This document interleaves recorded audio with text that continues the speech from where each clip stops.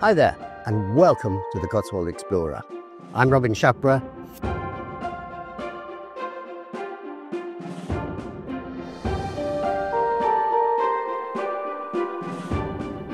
And Ross and I are walking the Cotswold Way in aid of sepsis research.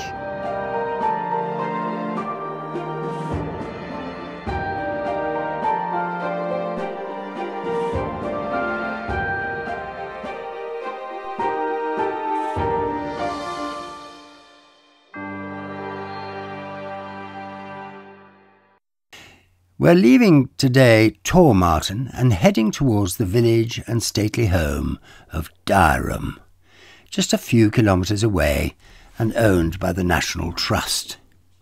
It's one of their very spectacular country houses and estates, and we are looking forward to seeing it. Good morning and welcome back to Tormarton, the village whose name I forgot at the end of the last episode. Clearly I was in an addled state. We are on our penultimate episode for this wonderful walk. This is episode 9 and we're walking towards Bath. We're quite excited by this. We know the terrain is going to be slightly different from normal. There'll be a bit more traffic around, I suspect, as you can see. But we're very much looking forward to this last stage. And as Ross has just pointed out, the morale is high. Come with us. We haven't stayed long enough to get a proper feeling about Tormarton, but we do notice the beautiful church, which clearly deserves to be given more attention than we're able to today. We will come back. But also the noise in the background, which the villagers will have long since got used to, but for us, after so many weeks of lonely, deserted countryside, seems to be rather loud.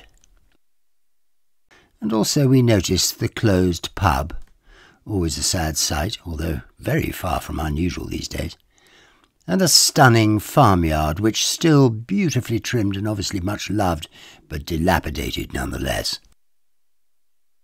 However, we set off with excitement and a sense that we're nearing our final destination, when we run into a little trouble. It seems we only have 5.5 kilometres to walk today, but we're uneasy that we've already lost our way. You know, we've walked nearly 100 miles down the Cotswold Way. It's been brilliantly marked all the way. We've very rarely got lost. We had one tiny little escapade last week, as some of you may already know, but most of the time we've never had a problem finding our way out of any place and on down the Cotswold Way. Weirdly, today, we're a little confused. The wooden signs that point us in the direction of the Cotswold Way's route, with the lovely acorns on it, seem to have run out. We're going to go back and check. On the way, I'll show you someone's improvisation, because there's a rather wonderful anvil, not something people are going to move very quickly, with Cotswold Way written on it and an arrow. The problem is, it's not confirmed by the sign on this gate here, which should say Cotswold Way. This is an intriguing one. We're going to see what happens. Because it's early in the walk, we're not going to worry too much. We're just going to go and see whether we can find an alternative. We're quite lucky not to have gone too much further, as it turns out. Behind me you see the little signs to the Cotswold Way, which, how on earth we missed that as we walked by, I'm not quite sure. But it does go in quite the opposite direction. Ross, meanwhile, has done a little research and has discovered that there has been a diversion. And this has changed during the course of the life of the Cotswold Way. And that's something you need to sort of have a little eye on, because the maps for the various great websites for this trail do vary a bit. We're going to follow this sign. Come with us. The first thing to notice, after absorbing the fact that there are some beautiful buildings in this village, is the village water fountain. As it says on the front, it was built by Barbara Anderson in 1855 to bring water to the village from Bidwell Spring nearby. A nice reminder of how far we've all come in the last 170 years. The route takes us out of the village down a road towards the bridge over the M4. In general terms, it's best to stick to the right-hand side of this road as you go. One of those rare moments, ladies and gentlemen, where I'm going to hang on to my hat because if it blows off here, I'll never see it again. We're standing over the M4. I wouldn't normally take a film of the M4, but it's such an amazing landmark on this walk. Crossing it and being south of it is a major moment. It's noisy, it's pretty unpleasant. We're going to put it behind us, but it is nonetheless quite good to see. We follow the signs along fairly level ground, through farmyard and gardens and across fields, with a strong sense that the violent ups and downs of the Cotswold Escarpment, which have made our lives tricky for so long, are changing a little. Then we come across something really quite startling. A sign attached to a post by the National Trail Organisation that reads as follows: The Cotswold Way National Trail. Due to persistent and indecent antisocial behaviour on the original Cotswold Way route, marked in old guidebooks or on maps, please follow the official diversion below, particularly if you're walking alone or with children. Well, I mean, blimey. I know we've crossed the M4, but I didn't expect to see the results so dramatically or so soon. To save Gizmo's blushes, we did as we were told and followed the waymarkers around whatever they were warning us against. I have a sort of nagging feeling that we've missed an opportunity for some fun at someone else's expense, but I guess better safe than sorry. This really is pretty easy walking when compared to what we've seen hitherto, but interesting nevertheless. Great open farmland with tractors and hard-working farmers in abundance. After a while, we find ourselves on one of the very rare stretches of the Cotswold Way which takes to the road, but a tiny little lane with no real traffic. We cross the unbelievably busy road that runs from the M4 to Bath. It takes us many minutes, waiting for a gap in the traffic, and requires Ross to concentrate on a crossing opportunity rather than filming, so on this occasion we won't illustrate the way in which traffic has become such a big thing in this part of the world. And the route starts to take us round the edge of the Durham estate. We're back in the land of spectacular views and the peace and quiet of traffic-free countryside, and a short drone flight gives us a clearer understanding of the lay of the land. Arriving in the village, we get a closer glimpse of the house and the lovely surrounding village buildings, and vow to return here soon to make a Cotswold Explorer film about it all. Here, in Durham, we pick up another visitor and travelling companion. My son, Jake, the first of the long list of people who kept me alive to be here today. He will walk this section with us, as far as the site of the Battle of Lansdown, fought in 1643, just a few miles from Bath, our final destination. Much to the enormous pleasure of Gizmo, he's brought with him Giz's closest friend, Archie, who is slightly bewildered as to why he isn't being allowed to romp and play with Giz in the way he normally is. It's a pleasure for us to have them both along. After a while, we sat down for a couple of minutes to chat. We're halfway through this episode, and the eagle-eyed amongst you may well have noticed that we have a new guest. And you may also remember that I mentioned him in the last episode of this walk. He was the man who was the first in that rather long list of people who saved my life during that time.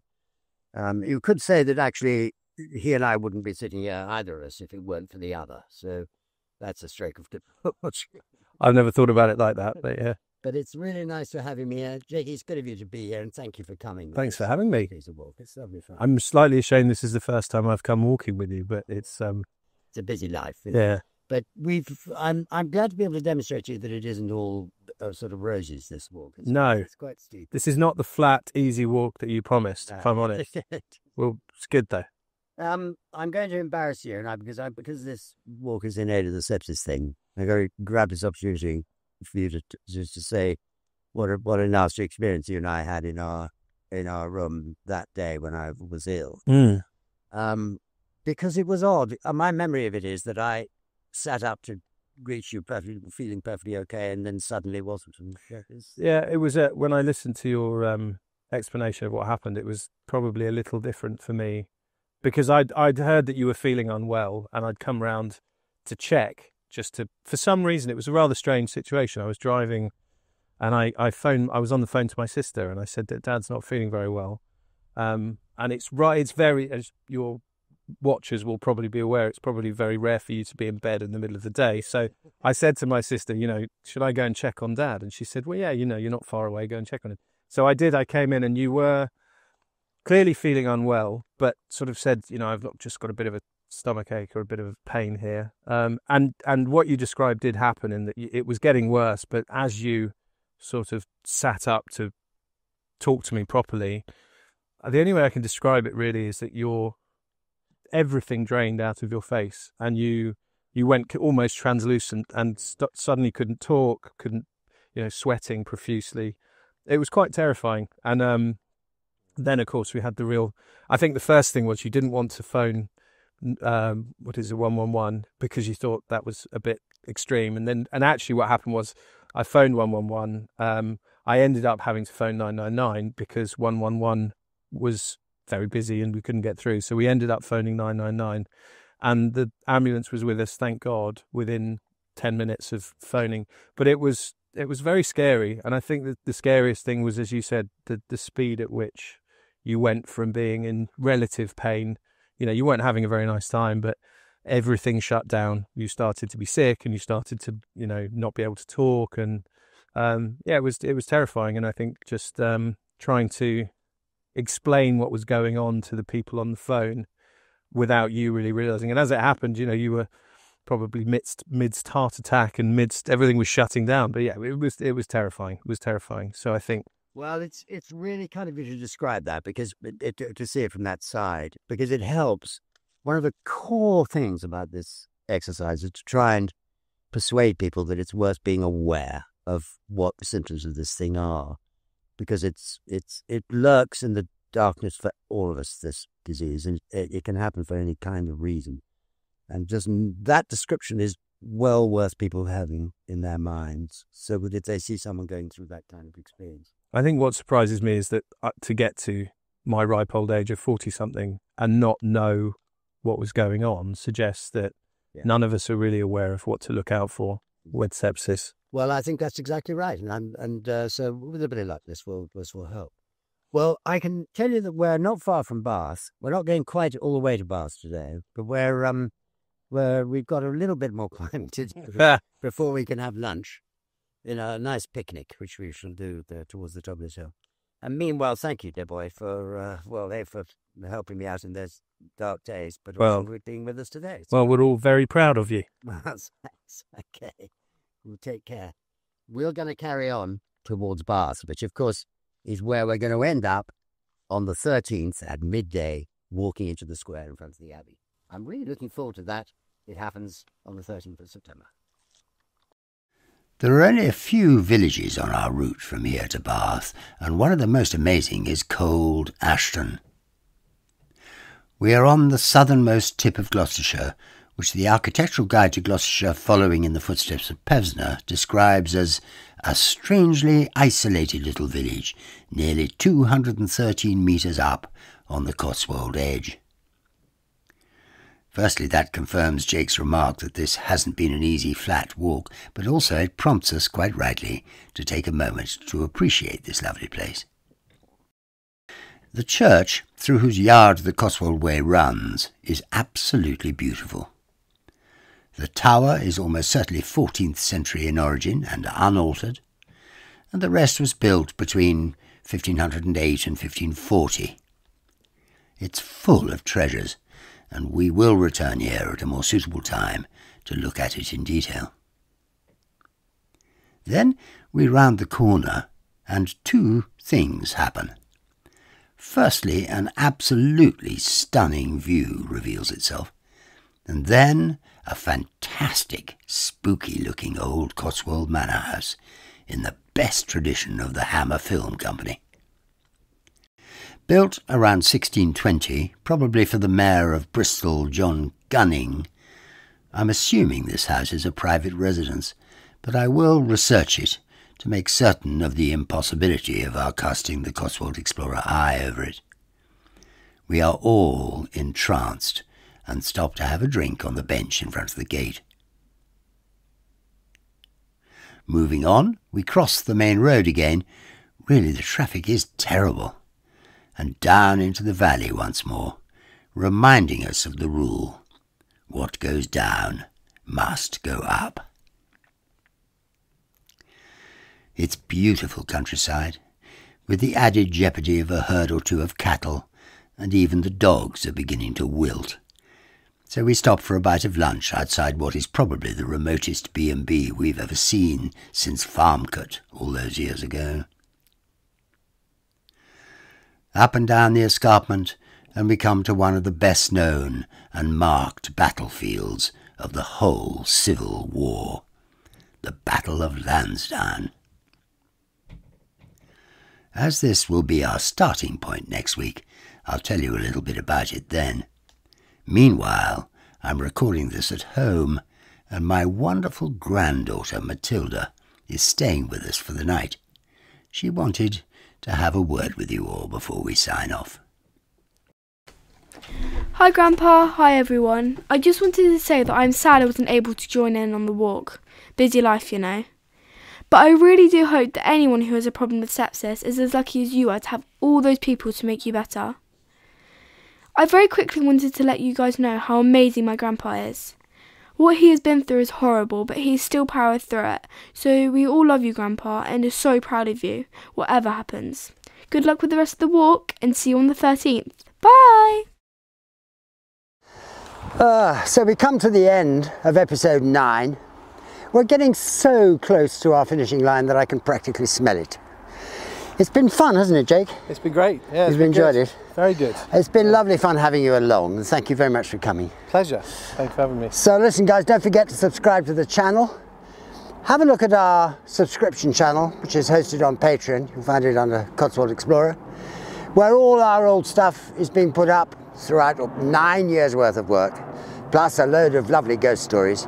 And of course you get to see our long films some time before everybody else. It's worth a visit. Thank you for your generosity. It has been astonishing. We now are well past our £5,000 mark. I cannot tell you how grateful we are. It's been fantastic. The walk is lovely. A rainstorm has literally missed us by about 10 yards. It's been interesting to watch it going across the field beside us. We will see you for the final time next week on the 13th, walking into the square in front of Bath Abbey. If you're free, please do be there.